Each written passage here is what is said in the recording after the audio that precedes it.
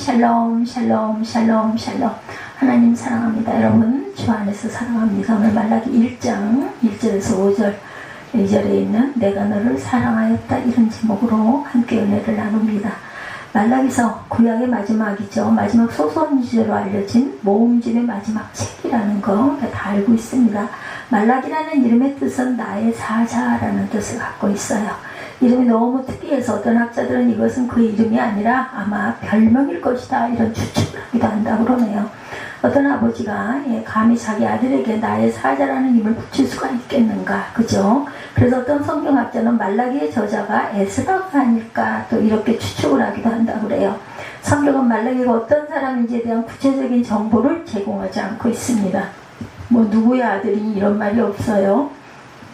그럼에도 불구하고 대부분의 복음주의 학자들은 말라기는 실제 인물이고 말라기서도 말라기 선지자에 의해서 기록되었다고 인정하기도 한다고 해요. 뿐만 아니라 유대인의 전통에 의하면 선지자 학개와 스가랴 그리고 말라기는 대회당을 창설한 인물이며 또한 이들은 포로 후기 시대의 성경을 보존하고 전통적인 교훈과 가르침을 전하는 데 아주 중요한 역할을 한 사람들로 추정하고 있다고 합니다. 그리고 더 나아가서 이들 세 선지자가 죽은 후에 성령이 이스라엘을 떠나신 것으로 유대 랍비들이 그렇게 믿고 있다고 그래요. 그러니까 그 세 사람의 그 선지자 말라기, 학개, 스가랴, 말라기 이 세 분이 그죠? 학개, 스가랴, 말라기. 그래서 말라기 이후에 예수께서 이 땅에 오시기까지 약 400년 기간을 가리켜서 중간기 시대다 이렇게 얘기하죠. 암흑시대라고도 합니다. 이 시기에는 하나님께서 말씀을 주시지 않았기 때문에 침묵의 시대, 암흑의 시대라고도 말합니다. 우리는 먼저 말라기가 살았던 시대적인 상황을 한번 살펴보도록 합니다. 유다 백성들이 바벨론의 포로 생활에서 돌아와 성전 건축을 시작했다가 적어도 20여 년간 중단이 됐었죠. 중간에. 그죠? 성전 건축이 너무 힘들고 많은 박해가 있었기 때문이에요. 그래서 중단이 됐었습니다. 그때 학개와 스가랴가 고국 유다로 돌아와서 성전 건축을 독려했고 그리고 그들은 마음과 뜻을 모아 힘을 다해서 성전을 완공하죠. 물론 이전에 솔로몬 성전에 비하면 지은 성전 정말 초라하기 그지없어서 많은 백성들이 울었다 이런 이야기도 있어. 너무 허술하고 너무 초라해서 그렇지만 그들은 최선을 다했어요. 성전의 완공을 바라보면서 유다 백성들은 어떤 희망을 품었겠죠. 그것은 분명히 선지자들을 통해 주신 말씀이기도 했습니다. 그때 학개 선지자는 2장 7절에서 학개 2장 7절이죠. 성전이 완공되면 세계 모든 만민들이 자기들의 보물을 모두 이곳으로 가져올 것이다 이렇게 예언을 했다고 합니다. 뿐만 아니라 모든 곡식과 과일에 풍작이 있을 것이다. 그렇지만 그렇게 기대했던 재물이 주어지지는 않았다. 그런가 하면 에스겔 선지자에 의해서 예언된 다윗 언약의 회복도 이루어지진 않았어요. 더구나 주변의 적대적인 이방인들의 세력은 점점 더 거세지고 있었습니다. 가뭄과 수확의 감소로 인한 괴로움과 사회 전반을 살려고 있는 불의와 불법은 예루살렘과 유다에서 살아가기가 더욱 힘들었다고 합니다. 이러한 시대적 상황에서 유다 백성들은 종교적인 냉소주의와 정치적인 회의주의 그리고 도덕적인 방탕에 빠져 있었고 그리고 말라기 선지자는 그 이들 유다 백성들과 마주해야 해서 이러한 그 백성들과 상상해보면 말라기 선지자가 하나님의 말씀을 전하려고 하는 사람들은 대부분 이런 사람들이다. 스스로 또는 그 의인인 척하는 거만한 사람, 또는 환멸과 냉소적인 사람, 무감각한 사람, 부정직한 사람, 냉담한 사람, 의심하는 사람, 회의적인 사람, 철저하게 악한 사람들, 이런 사람들을 향해서 무슨 말을 해야겠는가? 여러분이라고 한다면 무슨 말을 할 수 있을 것 같습니까? 이런 사람들에게 말라기 입장이 그렇다면 아마 어쩌면 오늘 우리가 앉아있는 자리가 말라기 선지자가 직면했던 그런 자리는 아닐까? 그렇지는 않을 것 같습니다. 종교적 냉소주의가 가득하고 말씀은 들어도 감각이 없고 그러면서도 스스로 거룩한 척하는 거만한 사람들이 많이 있는 자리, 그것이 오늘날의 교회의 모습은 아닐까? 다 그렇지는 않겠죠. 말라기는 그와 같은 백성들을 향해 외친 거예요. 하나님의 사자가 반드시 이 성전에 오실 것이다. 그때 심판을 받지 않으려면 지금 바른 예배와 율법의 삶을 회복해라 이렇게 외쳤다는 거죠. 말라기의 외침은 우리에게도 그대로 적용되지 않겠는가? 이 땅의 그리스도인들도 한때는 주님이 다시 오실 것을 믿었었어요. 우리 믿음의 선배들은 먼 하늘에 이상한 구름만 떠도 주님이 오시는 것이다, 그런 그 징조라고 생각하기도 했다고 그러죠. 그래서 뜨거운 마음으로 예배를 드리곤 했다고 합니다. 간절한 마음으로 하나님의 말씀을 듣고 그 말씀대로 살고자 했었고, 한 영혼이라도 더 구원을 받아야 한다는 생각에 전도에 또한 열정을 품기도 했죠. 그러나 세월이 흘러도 기다리던 주님은 오시지 않습니다. 예수를 믿고 신앙생활을 하면 무엇인가 좋아질 것이라는 기대도 사라집니다. 그러면서 우리의 신앙은 점점 무미건조한 신앙으로 변질되기도 하죠. 한국교회는 1990년대 중반을 지나면서 하나님 중심적인 신앙보다는 인간 중심적으로 변질되기 시작을 했다고 합니다. 강단에 선포되던 말씀을 과거 믿음의 선배들 그랬던 것처럼 그렇게 간절한 마음으로 들으려 하지도 않았다. 마치 집을 떠난 탕자처럼 제멋대로 믿고 제멋대로 살아왔다는 거죠. 그 결과 우리가 살아가는 이 사회가 죄악으로 뒤덮이고 개인의 심령은 사막처럼 메마르고 거리에는 흉악한 범죄들로 우리의 생명을 위협하고 경제는 위기에 빠져서 여기저기서 절망하는 그런 소리가 높아지는 현실이 돼버리고 말았다. 예수께서 분명히 말씀하죠. 내가 너희를 위하여 거처를 예비하러 가노니. 그렇습니다. 우리는 이 세상에 영원히 머물러 있을 사람들이 아니라 주님이 예비하신 처소로 돌아가야 할 저와 여러분들이다. 세상에 오래 머물다 보니까 그만 세상이 더 좋아져 버렸어요. 영적 순례자의 삶을 살기보다는 적당하게 세상 속에서 즐기며 살아가고 싶어 합니다. 누군가가 우리들을 향해 교회 다니는 것 외에 너희가 믿지 않는 사람들과 다른 것이 도대체 무엇이냐라고 묻는다면 어떻게 여러분은 대답하시겠습니까? 말라기 선지자가 유다 백성들을 향해 외치는 설교의 요점은 언약이라는 넓은 주제 아래 놓여졌어요. 1장에서는 야곱의 언약을 말씀하고 2장에서는 레위의 언약과 결혼의 언약을 말씀합니다. 그리고 4장에서는 모세의 언약을 말씀하고 있어요. 그런데 이 언약의 기본적인 사상은 핵심에 있어서 당사자 간의 의무와 책임을 수반하는 계약관계였다는 것. 말라기 선지자는 하나님을 이스라엘과 언약을 맺으시고 그 언약을 지키시는 분으로 선포합니다. 하나님의 언약의 조건적인 성격은 이스라엘로 하여금 계약의 규정에 전적으로 순종할 것을 격려하면서 이 언약 관계를 깨뜨린 것에 대해서 회개할 것을 회개를 촉구했죠. 다시 말해서 이스라엘이 하나님과 갖는 관계는 수직적인 책임과 수평적인 책임을 요구합니다. 수직적인 책임은 하나님께 합당한 예배를 드리는 것, 그리고 수평적인 책임은 사회 정의를 바로 세우는 일에 책임이 있는 삶을 살아라. 그러므로 말라기 선지자가 전하는 하나님의 말씀은 심판적 요소를 가지고 있다는 것. 말라기 선지자가 이스라엘 백성들을 향해 일관되게 외치는 메시지, 하나님을 향한 거룩한 예배의 열정을 회복하라는 것이었어요. 그리고 그리스도인으로서의 사회적 책임을 감당함으로 이 땅에 하나님의 정의가 실현되는 삶을 살아라. 그렇지 않으면 하나님의 사자가 전권을 가지고 오실 때 바른 신앙과 엉터리 신앙을 골라내시고 심판하실 것이다. 말라기 선지자가 외치는 하나님의 심판적인 말씀은 오늘 저와 여러분 이 시대를 살아가는 모든 사람들을 향한 말씀이라는 것을 우리가 다시 한번 이 마음에 새겨야 합니다. 우리는 그리스도의 구속의 은혜로 하나님의 자녀가 되었어요. 그렇죠? 하나님의 자녀가 된 우리는 마땅히 이 땅에서 그리스도의 이름으로 사랑과 정의를 실천하며 살아가야 합니다. 그리고 오직 하나님께만 희망을 두어야 하죠. 그렇지만 오늘 우리의 삶은 어떠한가? 실제의 삶이 우리는 하나님의 자녀가 되었다는 사실을 믿고 받아들여요. 그러나 하나님의 자녀가 이 땅에서 마땅히 감당해야 할 수직적인 책임과 수평적인 책임을 감당하려고는 하지 않는다. 물론 그렇게 감당하고 온전하게 잘 살아가시는 분들도 계세요. 근데 거의 다 많은 사람들이 이렇다는 거죠. 때문에 지금 우리의 예배가 무너져가고 있고 희생이 없는 형식적인 예배, 무미건조한 형편없는 예배를 드리고 있기도 하다. 세상 속에서만 자기만 사랑할 뿐이지 이웃과 형제를 사랑하려고 하지 않고 지금 우리들 안에는 종교적 냉소주의가 가득 차 있습니다. 말라기 선지자는 부패한 제사장들을 향해 책망하면서 다가오는 하나님의 심판의 날을 경고하고 있죠. 그런가 하면 백성들에게 더욱 신실한 예배의 삶을 요청하면서 모세의 언약에 나타난 윤리적인 표준을 따르라고 또한 경고합니다. 그러나 무엇보다 중요한 것, 말라기 선지자는 하나님의 메신저였고 하나님께서 말라기를 통해서 이스라엘 백성들에게 첫 번째로 하신 말씀은 아주 간절하고 단순했다. 야훼께서 이르시되 내가 너희를 사랑하였노라. 아주 간단하잖아요. 그죠? 하나님께서 이스라엘 백성들에게 제일 먼저 이 말씀을 주신 이유는 무엇일까? 그것은 종교적 냉소주의에 빠져있는 이스라엘 백성들, 형식화되고 무미건조한 자들의 신앙에 하나님의 사랑을 다시 확증하기를 원하셨던 것이다. 지금 이스라엘 백성들은 이사야와 함께 스가랴 선지자가 전한 하나님의 그 이상이 분명히 실패했다고 생각해요. 네.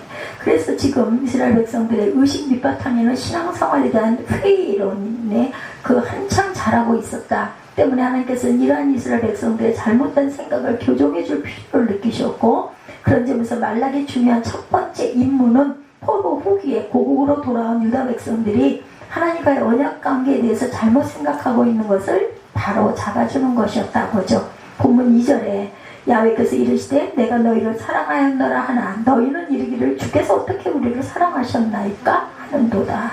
나 야훼가 말하노라 에서는 야곱의 형이 아니냐. 그러나 내가 야곱을 사랑하였고, 우리는 여기서 하나님과 유다 백성들 사이에 상당한 생각의 차이가 있음을 알게 됩니다. 분명히 하나님께서는 그들을 향해 말씀하세요. 내가 너희를 사랑하였노라. 그랬더니 유다 백성들은 주께서 어떻게 우리를 사랑하셨나이까 이렇게 반문을 하죠. 하나님은 자신들을 사랑하신 적이 없다 이렇게 생각한 거죠.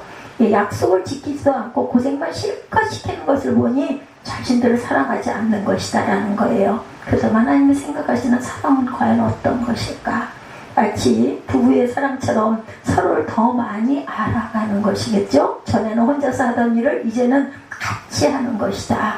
하나님이 유다를 사랑하신다는 것은 이제 하나님과 유다가 각자 따로 사는 것이 아니라 모든 삶을 함께 나누며 함께 공유하고 가는 것이다. 다시 말해서 하나님은 유다 백성들의 존재 그 자체로 사랑하기를 원하셨다는 것. 그러나 유다 백성들이 생각하는 그런 사랑은 물질적인 것이었기 때문에 하나님은 자신들을 사랑하신다면 돈도 주고 집도 주고 또한 땅도 주시지 명예도 주셔야 한다 이런 생각을 하는 거죠. 살아가는데 불편한 것들을 제일 줘야 될 거 아니냐.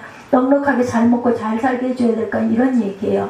그들에게는 하나님께 함께 하신다는 의식이 없었고 그들에게는 하나님이 아니 계셔도 상관없어요. 다만 그분이 주시는 물질적인 축복만 있으면 돼. 그러니까 이방신을 섬겼겠죠. 풍요의 신을 섬기죠. 그래서 집이 얼마나 더 넓어졌는가, 재산이 얼마나 늘어났는가, 권력이 얼마나 높아졌는가 하는 기준으로만 하나님의 사랑을 평가하려고 한다. 요즘 우리의 시대는 그렇지 않을까. 그렇기 때문에 그들은 이렇게 결론을 내리고 있어요. 하나님은 우리를 속였다. 하나님은 우리를 사랑하신 적이 없다라고 말하는 거예요. 언제 사랑하셨나이까? 이 말이. 우리가 이것을 이렇게 생각해보면 어떨까? 어쩌면 우리들 가운데 어렸을 때 가정 형편이 어려워서 힘들게 살아왔던 경험이 있는 분들 있죠. 우리 세대 그 아래로도 그런 분들이 많고 지금도 그렇게 어려운 분들도 있습니다. 남들은 편안하게 가방 메고 학교에 갈 때 나는 가정이 너무 가난해서 신문을 돌리고 알바를 해야만 했다. 남들은 좋은 신발에 멋진 옷을, 상표 있는 옷을 사 입을 때 나는 남들이 입었던 헌 옷을 얻어다가 입었다. 근데 어느 날 이런 자녀의 모습이 미안하고 안타까워서 부모님이 한마디 합니다. 얘야 힘들지? 아빠가 너를 사랑해. 그때 어떤 자녀는 이렇게 대답할 거예요. 아빠가 언제 나를 사랑했어요? 똑같은 거죠. 이 자녀가 말하는 사람은 어떤 사람? 물질적으로 부족함이 없이 채워주는 부모를 생각하는 거죠. 그래서 나도 누구처럼 좋은 신발에 멋진 옷을 사주고 최신 스마트폰을 사줄 때 자신을 사랑하는 것이라고 받아들이겠다는 겁니다. 그러나 이 아이가 장성해서 결혼하고 자녀를 낳고 보면 어느 순간인가 부모의 사랑은 물질로 비교할 수 없는 것이 아니라는 것을, 비교할 수 있는 것이 아니라는 것을 깨닫게 되겠죠. 그저 살아계셔서 함께 곁에 있어주는 것만으로도 사랑이라는 것을 깨닫게 됩니다. 이런 자녀가 과연 얼마나 되실 테일까? 주께서 어떻게 우리를 사랑하셨나이까? 이 말에는 하나님을 향한 많은 원망과 불평이 담겨 있어요. 그렇지 않아도 언젠가는 한번 따지려고 했었는데 잘됐다는 마음이 아마 이 말 속에 담겨져 있는 것 같습니다. 이를테면 아내가 남편에게 내가 시집을 오고 나서 이때까지 당신이 나한테 해준 게 뭐가 있어? 네, 싸울 때 다툴 때 이런 말 많이 하죠. 다이아를 사줘봤어? 사파이어를 사줘봤어? 호강 한번 제대로 시켜줘봤어? 따지죠. 우리도 하나님의 사랑을 물질적인 것으로만 평가를 한다면 속았다는 생각을 할 수 있을 것이다. 우리가 신앙을 생활하는 것이 세상에서 명예나 편안함을 기대하는 것이었다고 한다면 신앙생활하는 게 잘못 믿었다는 생각을 아마 할 수 있고 하나님이 나한테 사기쳤어 이렇게 생각을 하기도 하죠. 하나님의 사랑은 결코 물질적인 것이 아니라는 것을 우리는 또한 압니다.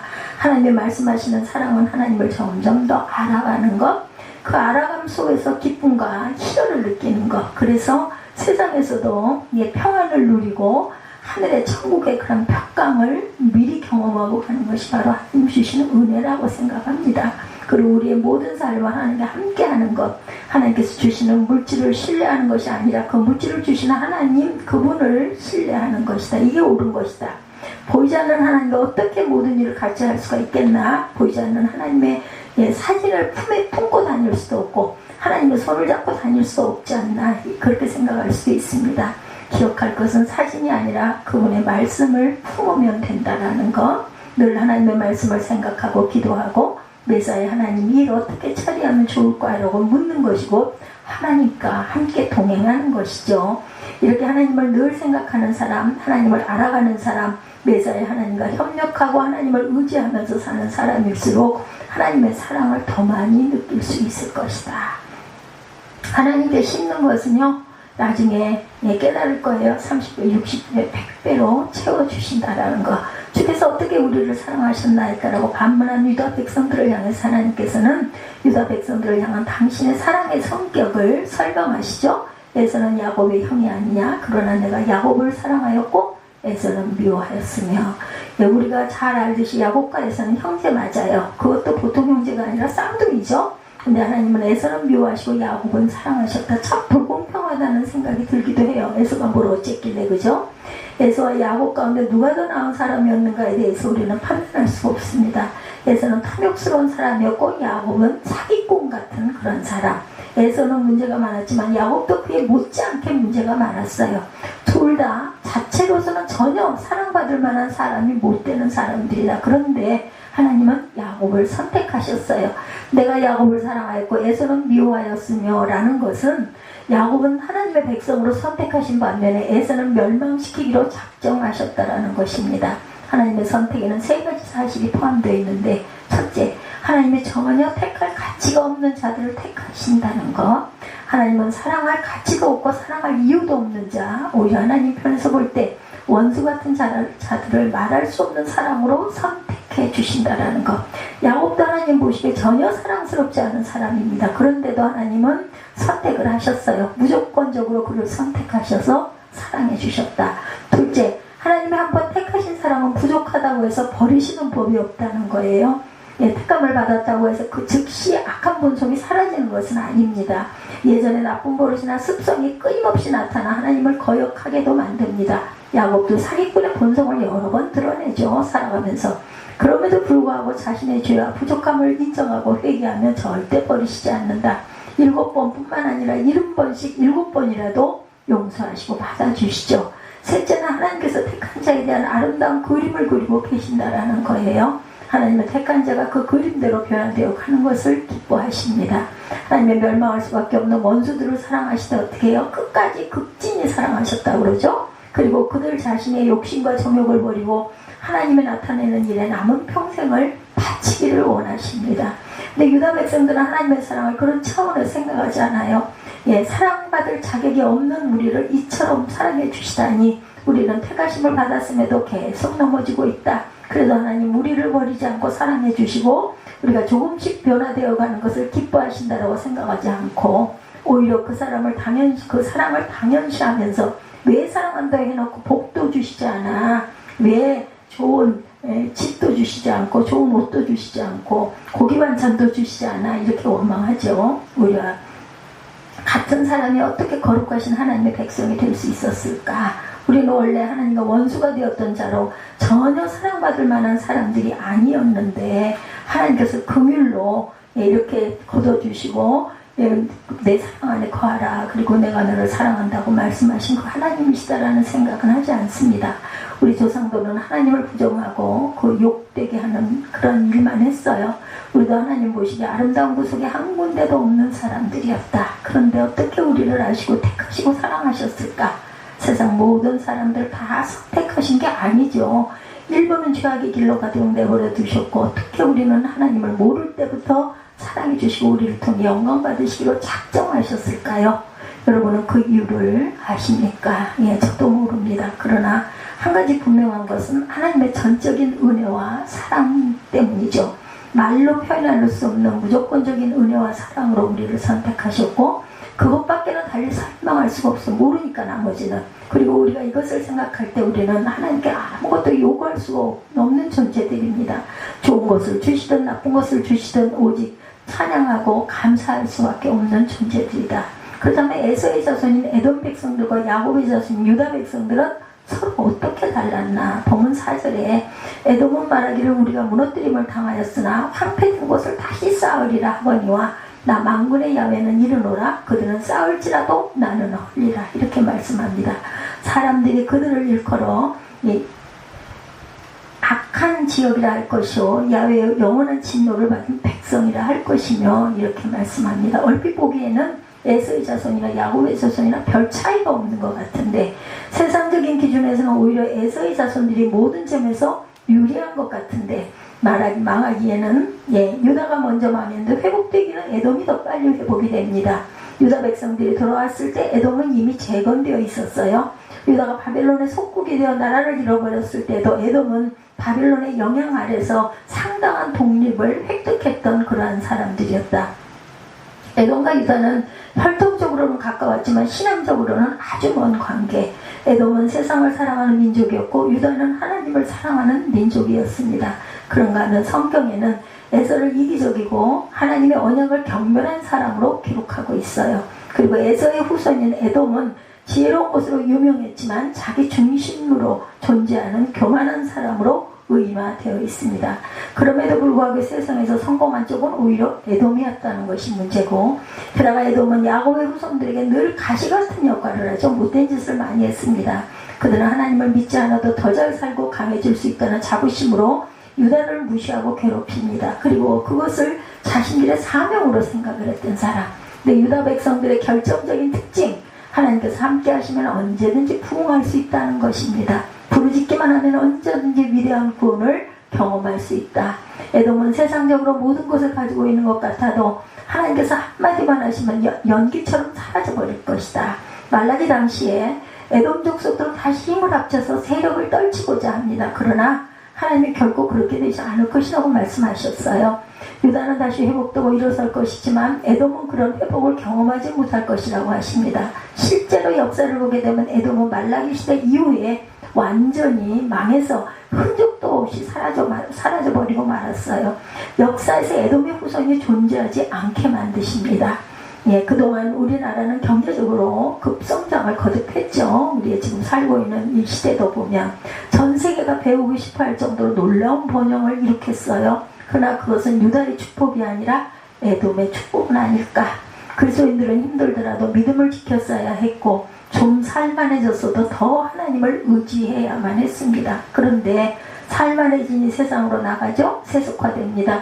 결국 에돔과 같이 세상의 방식을 따랐기 때문에 온 나라가 자꾸 어지러운 일들이 이렇게 많이 일어나죠. 그럼 이제 우리는 세상의 방식을 버리고 순수한 신앙으로 돌아가야 할 때다. 그러기 위해서 무엇보다도 예배의 회복을 이루어 가야겠다. 세상에서 잘 사는 것이 축복이라는 생각을 버리고 성령의 기름 부으심을 위해 간절히 기도해야 하며, 그래야 다시 한번 이 땅의 거룩한 영적 부흥을 경험할 수 있는 저와 여러분들이 되시기 바랍니다. 세상 나라들은 한번 세력이 기울기 시작하면 다시 일어서지 못해요. 바벨론이나 페르시아, 로마와 같은 나라들, 영국도 한때는 해가 지지 않는 나라라는 별명을 얻을 정도로 번영했지만 지금은 역사에서 사라지거나 무력한 나라가 되고 말았어요. 이것은 기업도 마찬가지죠. 그렇지만 하나님의 교회는 다릅니다. 아무리 피폐하고 중병이 들어있어도 성령만 임하시면 언제 그런 적이 있었느냐는 듯 힘차게 일어설 수가 있다. 이것이 에돔과 유다의 차이입니다. 어느 날 갑자기 하나님의 백성들이 자신들의 상처를 깨닫기 시작해요. 하나님이 약속하신 것이 훨씬 더 능력있고 영광스러운 삶인데 자신들은 피폐할 대로 피폐해져 있음을 깨닫고 애통하기 시작합니다. 그들은 하나님의 은혜를 갈망하며 말씀에 순종하기 위해서 애를 써요. 그러면 어떤 일이 일어나요? 놀라운 성령의 능력이 부어지면서 성도 한 사람 한 사람이 과거에는 심상할 수도 없어 상상할 수도 없었던 능력으로 일어섭니다. 그럼 온 세상의 교회를 주목하게 되겠죠? 세상에는 볼 수 없는 기적들이 바로 주님의 몸된 교회를 통해서 일어나기 때문이다.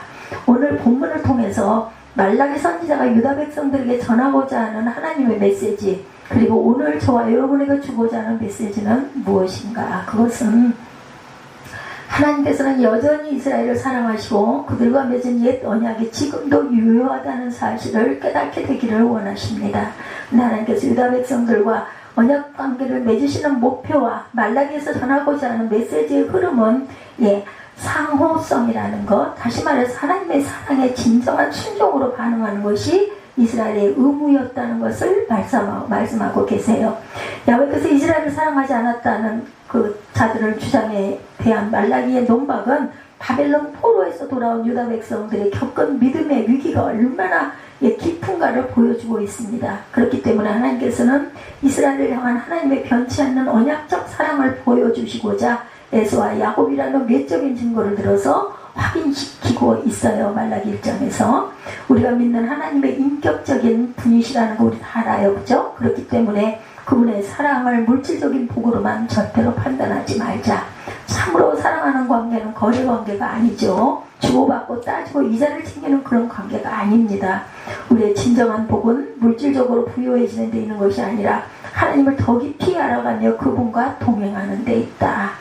하나님의 능력을 체험하고 싶으신가요? 그렇다면 하나님과 거래하려고 들지 말고 모든 영역에서 그분과 함께 하며 살아가시기 바랍니다. 하나님의 사랑은 분명히 선택적인 사랑이고 도저히 사랑하실 이유가 없는데도 조건 없이 우리를 택하셔서 사랑해 주셨다는 것, 우리는 그 놀라운 사랑 앞에 굴복하며 조건 없이 감사드리고 그분께만 영광을 돌리는 하나님의 복되고 귀한 자녀들이 되시기를 주님의 이름으로 축복합니다. 그러므로 하나님을 참으로 감사하고 사랑하고 또한 진처럼 여기지 마십시다. 하나님이 나를 사랑하신다는 것을 믿고 항상 용기를 내서 일어나십시다. 옆 사람이 뭐라고 하든 두려워하지 말고 내 속에 있는 병든 것들과 실패한 것들을 전부 내놓고 주님의 이름을 부르십시다. 그러면 신이 나를 치료하시고 온전하게 하시고 에돔의 복과는 다른 비밀스러운 복으로 채워주실 것입니다. 그러기 위해서 하나님 앞에 참되고 바른 예배를 회복하십시다. 그리고 세상 속에서 하나님의 사랑과 정의를 실천하며 살아가는 복된 축복받은 저와 여러분 우리 새생명 새빛교회가 되시기를 주님의 이름으로 축복합니다.